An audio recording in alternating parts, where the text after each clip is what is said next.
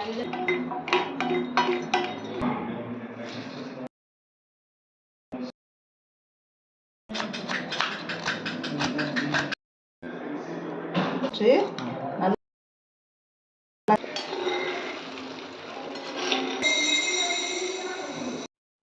Friends, இன்னைக்கு vlog ரொம்பவே யூஸ்ஃபுல்லாக இருக்க போகிற விலாக் தான் நினைக்கிறேன். ஆக்சுவலாக நிறைய பேருக்கு இந்த ரெசிபியெல்லாம் தெரியும், இருந்தாலும் நான் ஷேர் பண்ணியிருக்கிறேன். சில விஷயங்கள நம்ம கிச்சனில் ஃப்ரீக்வெண்ட்டாக வைக்கிறதுனால, நம்ம எமர்ஜென்சிக்கு சிம்பிளாக கூட அந்த விஷயத்த செஞ்சு முடிச்சிட முடியும். அந்த மாரி பொருள்லாம் என்ன அப்படின்னு பார்த்தீங்கன்னா, இட்லி பொடி, எள்ளு பொடி, பருப்பு பொடி இந்த மாரி பொடிகள அரைச்சு வச்சுட்டோம் அப்படின்னா, நம்மளால கிச்சனில் நிறைய வேலை செய்ய முடியலனா கூட அந்த பொடிகள வச்சே நம்ம சமாளிச்சிடலாம். பருப்பு பொடினா நம்ம சாதம் மட்டும் வச்சு, அந்த பருப்போட நெய்யி, அப்படி இல்லைன்னா நல்லெண்ணெய் ஊத்தி செஞ்சு சாப்பிட்டோம்னா, அன்னைக்கோட லஞ்ச் ரெசிபிக்கு பிரச்சனை இருக்காது. மேக்ஸிமம் பொடிகளெல்லாம் வீட்லயே நம்ம ரெடி பண்ணி வச்சுட்டோம் அப்படின்னா, கடையில வாங்குறத காட்டிலும் நம்ம வீட்ல ஹைஜீனிக்கா ப்ரிப்பேர் பண்ணுவோம்.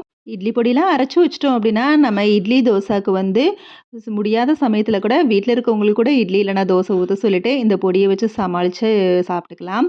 ஸோ, இப்போ நான் ரெடி பண்ணிட்டுருக்கிறது கூட கருப்பு உளுந்து பொடி தான். இட்லி பொடி நான் கொஞ்சம் ஹெல்த்தியா இருக்கட்டும்ங்கிறதுக்காக கருப்பு உளுந்து தான் எப்பவுமே ரெடி பண்ணுவேன். இந்த ரெசிபிய ஆல்ரெடி நான் ஒரு வீடியோல ஷேர் பண்ணியிருக்கிறேன். இருந்தாலும் இந்த விலாக்லயும் ஷேர் பண்ணியிருக்கிறேன். இந்த கருப்பு உளுந்து பொடியுமே ரொம்ப ரொம்ப ஹெல்த்தியானது. உளுந்து முடிஞ்ச அளவுக்கு நம்மளோட சமையல்ல சேர்த்துக்கணும். அதுவும் கருப்புளுந்து ரொம்பவே மஸ்ட்டு கிச்சன்ல. கருப்புளுந்தோட நம்ம கடலைப்பருப்பு, எள்ளு இது 3 தான் சேர்த்துருக்கிறேன். காரத்துக்கு வத்தல், அதோட கருவேப்பிலையும், கொஞ்சமா வெள்ளைப்பூடும் சேர்த்துருக்கிறேன். இவ்வளோதான். கடைசி அரைக்கிறப்ப பெருங்காயமும், உப்பும் சேர்த்துருக்கிறேன். ஸோ, இட்லி பொடி அரைச்சதுக்கப்புறம் அடுத்ததா நான் ரெடி பண்ணுறது என்னன்னு பார்த்தீங்கன்னா, உளுந்து கஞ்சிக்கு தான். இதுவுமே சிம்பிளா ஆனா ரொம்பவே ஹெல்த்தியான ரெசிபி. இந்த பொடி செஞ்சு வச்சுட்டா கூட நம்ம மார்னிங் அதுவும் வெயிட் லாஸ்லாம் ரொம்ப ரொம்ப ஹெல்ப் பண்ணும்.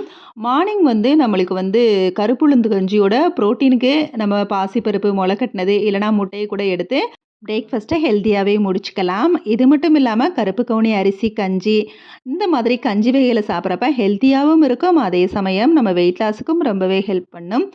ட்ரை பேனில் தான் கருப்பு உளுந்தையும் ட்ரை பண்ணி போட்டிருக்கேன். அதுக்கப்புறம் பாதாம், முந்திரி, ஒரு கைப்பிடி வேர்க்கடலை இதையும் சேர்த்து நல்லா ட்ரை பண்ணிவிட்டு அதை அப்படியே அரைச்சிக்க வேண்டியதான். இதோட ஏலக்காவும் நம்ம ஃப்ரை பண்ணி அரைக்கலாம். நான் ஏலக்காய் உளுந்து கஞ்சி ரெடி பண்ணுறப்ப ஒரு பிஞ்ச் அளவு பொடியாக சேர்ப்பேன். அதோட தேவையான அளவு உப்பும் சேர்த்து கஞ்சி ரெடி பண்ணிடுவேன். சூப்பரான ஒரு ரெசிபி.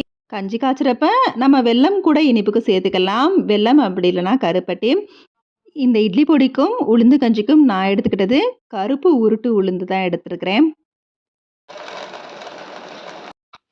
பொடியெல்லாம் அரைச்சி முடிச்சுட்டு கிச்சனை கொஞ்சம் க்ளீன் பண்ணிவிட்டு லன்ச்சு தான் ரெடி பண்ண போகிறேன். லன்ச் ரெசிபியாக இன்றைக்கி சிக்கன் ஃப்ரைட் ரைஸும் அதோட சிக்கன் 65 தான் ரெடி பண்ணுறேன்.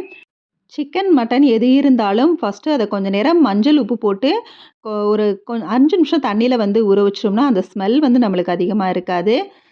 ஸோ, அது ஊறுற நேரத்தில் நான் இங்கே பாஸ்மதி அரிசியும் ஃப்ரைட் ரைஸ்க்காக ஊற வச்சிடுறேன் ஒரு 1/2 மணி நேரம். சிக்கனையும் நல்லா வாஷ் பண்ணி எடுத்துட்டேன். நல்லா வாஷ் பண்ணதுக்கப்புறம் நான் இன்றைக்கி குழம்பு எதுவும் வைக்கல. ஃப்ரைட் ரைஸும் அதே சிக்கனோட 65ம் இப்படியே பொரிச்சு எடுத்துகிற போகிறேன். இந்த 65 தான் அப்படியே ஃப்ரைட் ரைஸுக்கும் பிச்சு போட போகிறேன். ஸோ, சிக்கன் 65க்கு சிக்கன் பவுடரை பிரீத்தி பவுடர் தான் நான் யூஸ் பண்ணுவேன். அதை போட்டு பெரட்டி வச்சுட்டேன்.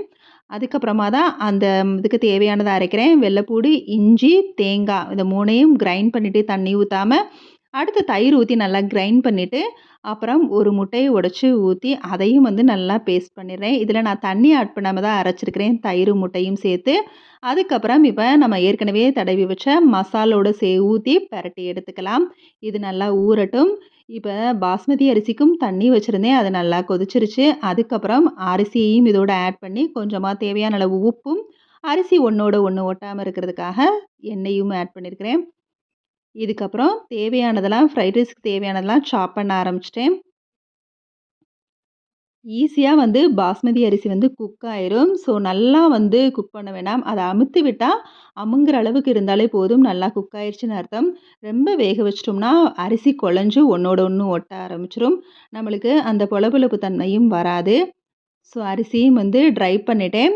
இப்போ இந்த தட்டில் நான் ஆயில் அப்ளை பண்ணி வச்சுருக்கிறேன். அதில் தான் இந்த வடித்த சாதத்தையும் வந்து தட்டி வைக்கிறேன். அப்போ தான் ஒன்றோட ஒன்று ஒட்டாது. சைட் பை சைடாக 65க்கும் போட்டு பொரிக்க ஆரம்பிச்சிட்டேன். நல்லா ஒரு மீடியம் ஃப்ளேமில் வச்சு குக் பண்ணால் தான் உள்ளெல்லாம் சிக்கன் வந்து குக் ஆகும். எது குக் பண்ணுறதா இருந்தாலும் மீடியம் ஃப்ளேமில் வச்சு குக் பண்ணுங்கள். ஸோ இது 2 இன் 1 ப்ராசஸ் மாதிரி தான். இந்த 65 வந்து சைட் டிஷ்ஷாகவும் வச்சுக்கிட்டு அந்த 65 வச்சு சிக்கன் ஃப்ரைட் ரைஸும் ரெடி பண்ணிக்கலாம். சிக்கன் ஃப்ரைட் ரைஸுக்கு எக்கும் ஆட் பண்ண போகிறதுனால அதை இந்த மாதிரி ஃபஸ்ட்டு தனியாக ரெடி பண்ணி வச்சுருக்கிறேன்.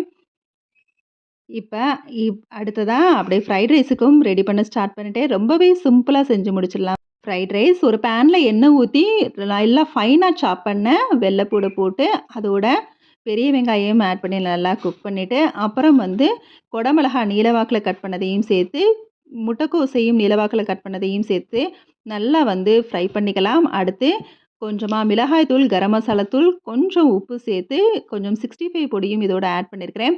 ஒரு 5 நிமிஷம் நல்லா எண்ணெயிலே வதக்கி விட்டுட்டு அப்புறம் நம்ம வடித்த சாதத்தை இதோட ஆட் பண்ணி சோயா சாஸ், டொமேட்டோ சாஸையும் ஆட் பண்ணி நல்லா பரட்டி விட்டுக்கலாம். இதுக்கப்புறம் நான் இதில் வந்து முட்டையை ஆட் பண்ணிடுறேன். அதோட 65 வந்து அப்படியே ஆட் பண்ணல, பிச்சு போட்டு தான் ஆட் பண்ணியிருக்கிறேன். இப்போ இதில் ஹாப்பிமா ஃப்ரைட் ரைஸையும் கொஞ்சமாக சேர்த்து கடைசியாக மிளகுத்தூளையும் சேர்த்து நல்லா கலந்து விட்டுட்டு மல்லி இலை தூவி இறக்கி விட்டோம்னா சூப்பரான சிக்கன் ஃப்ரைட் ரைஸ் அப்படியே ஹோட்டல் ஸ்டைலில் வந்து ரெடி ஆயிரும். அவ்வளோதான், லஞ்ச் பாக்ஸ் ரெசிபி ரெடி ஆயிருச்சு. அதோட சைட் டிஷ்ஷாக சிக்கன் 65 கூட அப்படியே கார்னிஷ்காக பெரிய வெங்காயத்தையும் பொடிசாக சாப் பண்ணதை ஆட் பண்ணியிருக்கிறேன். சூப்பரான ரொம்பவே சிம்பிளான லஞ்ச் பாக்ஸ் ரெசிபி, 2 இன் 1 ப்ராசஸ், அதே சமயம் ரொம்பவே டேஸ்டியான ஒரு ரெசிபியும் கூட. இன்றைக்கி லஞ்ச் பாக்ஸ் ரெசிபி கண்டிப்பாக உங்களுக்கு பிடிச்சிருக்கும்னு நம்புகிறேன். கிச்சனில் எந்த அளவுக்கு குக்கிங் எல்லாம் வந்து சிம்பிளாக்க முடியுமோ அதே சமயத்தில் ஹெல்த்தியாகவும் டேஸ்டியாகவும் செய்கிற ரெசிபியெல்லாம் செலக்ட் பண்ணி நம்ம செய்ய ஆரம்பிச்சிட்டோம்னாலே கிச்சன் எப்பவும் நம்ம கண்ட்ரோல்லே இருக்கிற மாதிரி ஒரு கெத்தும் நம்மளுக்கு மெயின்டைன் ஆகும். இந்த வீடியோவோட ஒரு ஷாப்பிங் வீடியோவும் சேர்த்துருக்குறேன். ஆன்லைன் ஷாப்பிங் தான், டெக்கர் ஐட்டத்துக்காக வாங்கினது. பார்க்க ரொம்ப அழகாக இருந்துச்சு. நம்ம வந்து கிச்சனில் இல்லை ஹோமில் எந்த இடத்துல வேணாலும் நம்ம வந்து இதை வந்து இன்ஸ்டால் பண்ணிக்கலாம். அதே சமயத்தில் இது வந்து ஆணி எதுவும் தேவையில்லை, ஆணி அரைஞ்சு தான் ஒட்டணும்னு சொல்லி இதில் வந்து அவங்களே அதன்சிவ் ஸ்டிக்கர் கொடுத்துருக்காங்க. அதை பேஸ்ட் பண்ணி நம்ம வந்து ஸ்டிக் பண்ணாலே போதும், சூப்பராக ஒட்டிக்கிறோம்.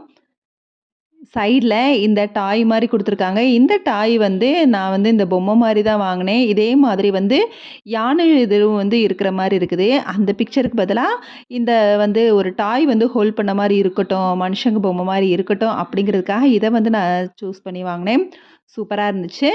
பேஸ்ட் பண்ணி வச்ச உடனே எந்த பொருளும் வைக்க வேணான்னு சொல்லிட்டு ஒரு 2 ஹவர்ஸ்க்கு அப்புறம் வந்து செட் பண்ணிக்கலான்னு சொல்லி விட்டுட்டேன். மொத்தம் 2 ரேக் மாதிரி வந்துச்சு. நான் ஒன்றை வந்து கிச்சனில் வந்து செட் பண்ணியிருக்கிறேன். அடுத்து வேறு இடத்துல வந்து செட் பண்ணிக்கலான்னு இருக்கிறேன்.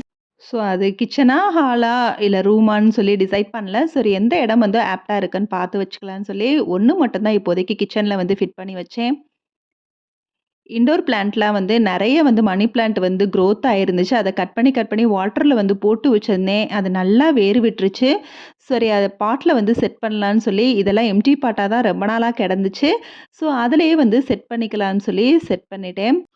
ஒரு பாட்டுக்கு புதுசாக மாற்றின உடனே அதை வெயிலில் வைக்க வேணாம், ஏன்னா அந்த டெம்பரேச்சர் வந்து செட் ஆகுதுங்கிறதுக்காக இன்றைக்கி வந்து நான் வந்து வெயிலில் வைக்கல. அதனால் கிச்சனில் வந்து எந்த இடம் வந்து ஃபிக்ஸ் பண்ணோமோ அங்கே வந்து டெக்கருக்காக வச்சுக்கலான்னு சொல்லி வச்சுட்டேன். சூப்பராக வந்து பார்க்கவே அழகாக இருந்துச்சு. இதோட இந்த விளாக் முடியுது. கண்டிப்பாக இந்த வீடியோவில் ஏதாவது ஒரு சில விஷயங்கள் உங்களுக்கு பிடிச்சிருக்கும்னு நம்புகிறேன். வீடியோ பிடிச்சிருந்தா லைக் பண்ணி ஷேர் பண்ணுங்கள். மறக்காமல் நம்ம சேனலையும் சப்ஸ்கிரைப் பண்ணுங்கள். நிறை குறை இருந்தால் கமெண்ட்டில் சொல்லுங்கள். Okay, bye. தேங்க்ஸ் ஃபார் வாட்சிங்.